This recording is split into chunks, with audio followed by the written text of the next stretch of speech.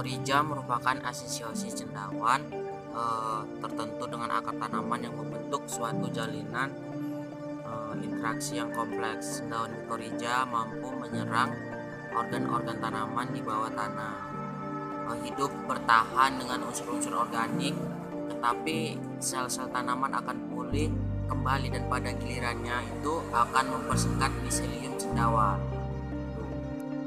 Sebaran yang luas di lingkungan menunjukkan pola simbiosis ini merupakan suatu hal yang penting untuk terus diobservasi. Simbiosis terjadi di dalam akar tanaman dengan cara fungi mengolonisasi apoplas dan sel korteks untuk memperoleh karbon yang berasal dari hasil fotosintesis dari tanaman.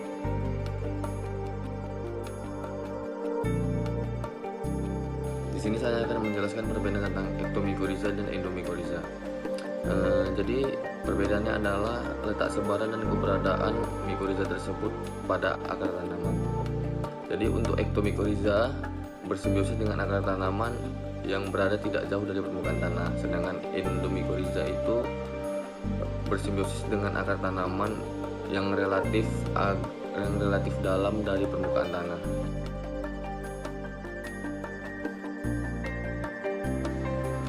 Selanjutnya adalah peran mycorrhiza pada tanaman. Fungsi yang pertama yaitu untuk perbaikan nutrisi dan meningkatkan pertumbuhan tanaman. Fungsi yang kedua yaitu untuk menjadi bioprotection atau pelindung hayati. Cendawan mycorrhiza arbuskular dapat melindungi atau memproteksi tanaman dari soil-borne pathogen ataupun patogen tular tanah.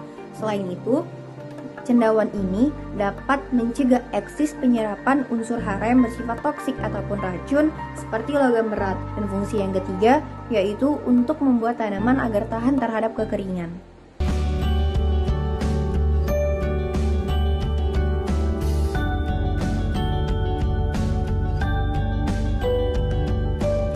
Pada saat cendawan mycorrhiza diinokulasi pada area perakaran tanaman, cendawan mycorrhiza menginfeksi permukaan akar dan membentuk vesikel dan arbuskular di dalam korteks tanaman.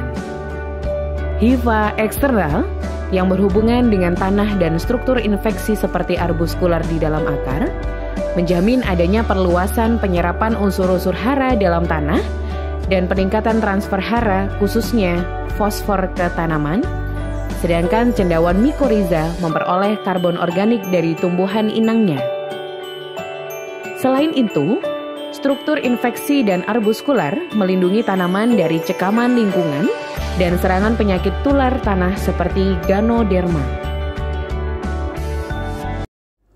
Lanjutan dari peran mycorrhiza adalah terlibat dalam siklus biokimia.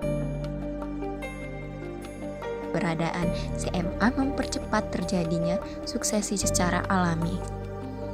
Keberadaannya mutlak diperlukan karena berperan penting dalam mengefektifkan daur ulang unsur hara atau nutrient cycle.